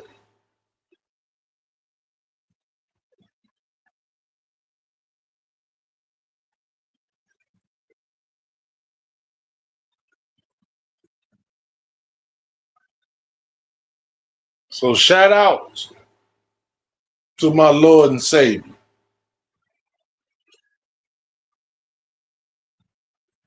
Big shout out to my Lord and Savior.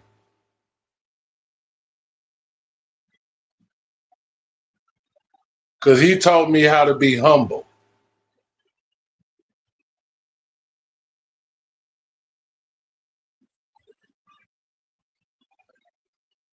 He taught me how to have peace within myself. A lot of people don't have peace within themselves.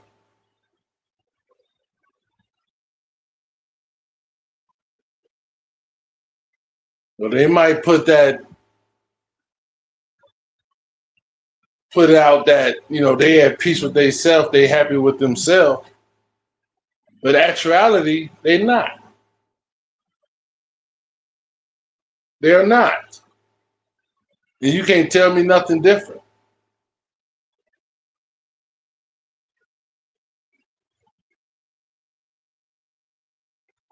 You can't tell me nothing damn different. You can't tell me nothing different. Because if you have peace within yourself, you won't do half the things that you do.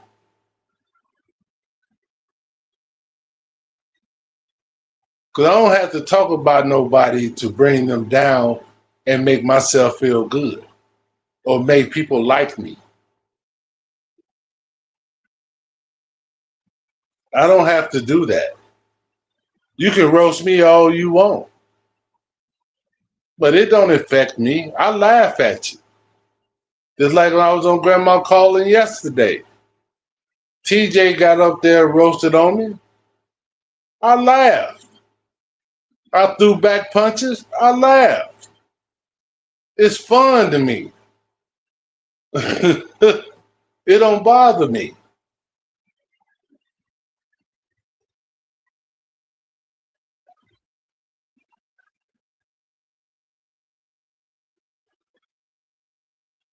Because some people don't know you in real life on here. Like I say, the only people that might know you is people who probably live in your community or family or whatever.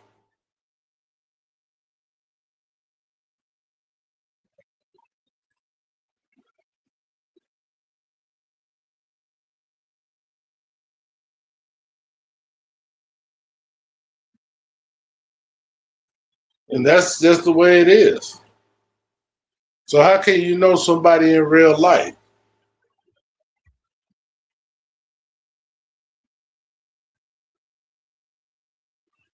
How? Tell me how.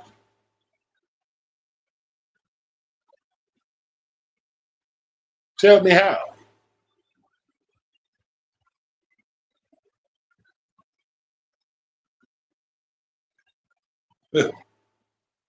Oh, crazy. Oh, crazy. But it's all good. Everybody got their own form of entertainment.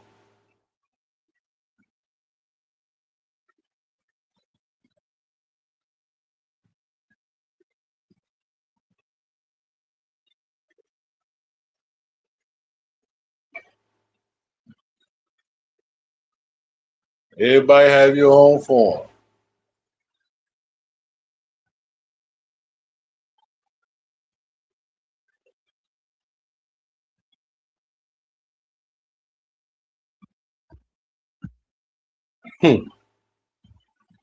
Yeah,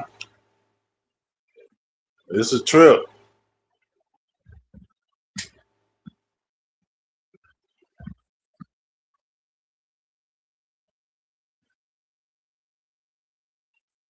It's a trip.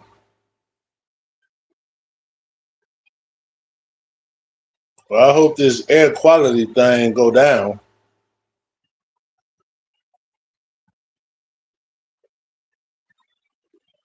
Else, shit. 'Cause I need to get my exercise back on. Probably ride to the lake or something. See, it's nothing wrong with exercising because you're getting older. That's what everybody should do. Or when they're young, keep doing. Because your body is like a car. Eventually, your car gonna need a tune-up. So the older you get and the wear and tear you put on your body, eventually you're gonna need a tune-up.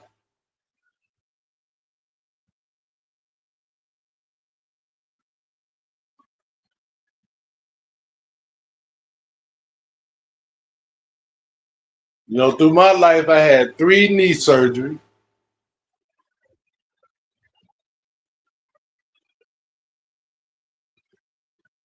You know, wear and tear for playing sports. Wear and tear.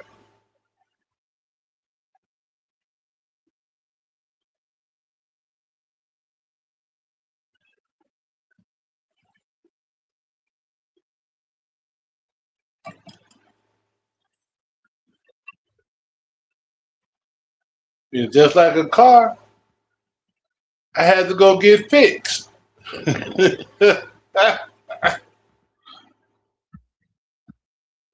But I still live life, man. I have no regrets. I have no regrets. I've never been in trouble with the law or none of that.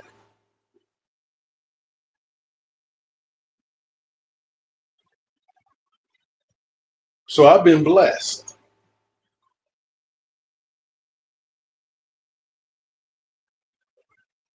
And I'm not saying everybody had problems with the law. I'm just saying in general that I haven't really had no problem. One of the problems I had was life lessons. But everybody go through that.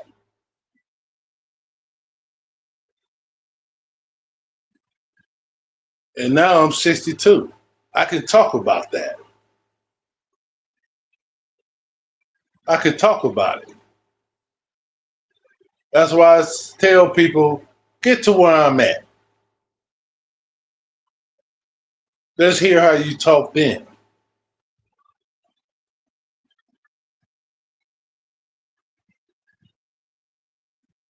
Let's hear how you talk then. Because you're in your 40s, you're in your 30s. You're invincible right now. You feel invincible. But keep on living. That's what used to be told to me all the time. Keep on living.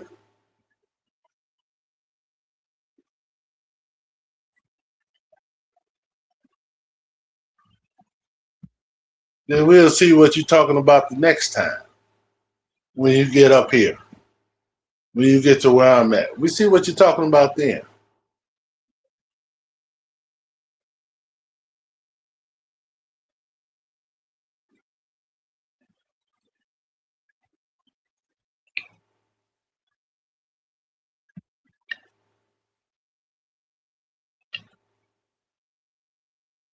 So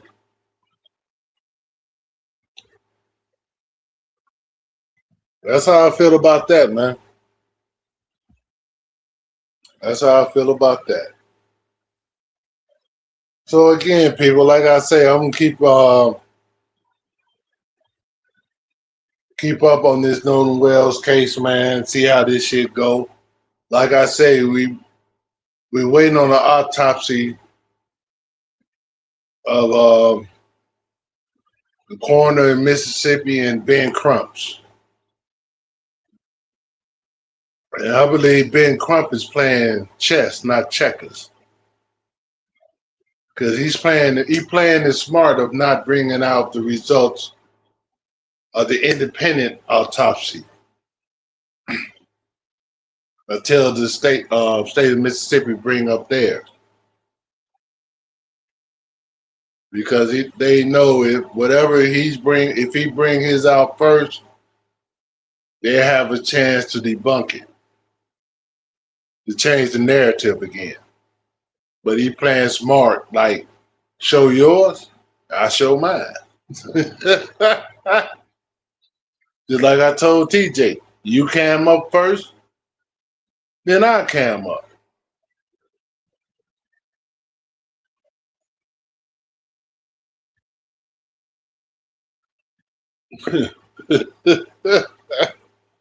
That's how you do it, man. You play chess, not checkers. But on that note, y'all, I'm gonna get out of here, man. Thanks for everybody that came through. DNYC, Anthony, Dimple D. I appreciate y'all for coming through, man. Listen to what an old head talking about. I appreciate y'all. You know. So until next time, people, I holla.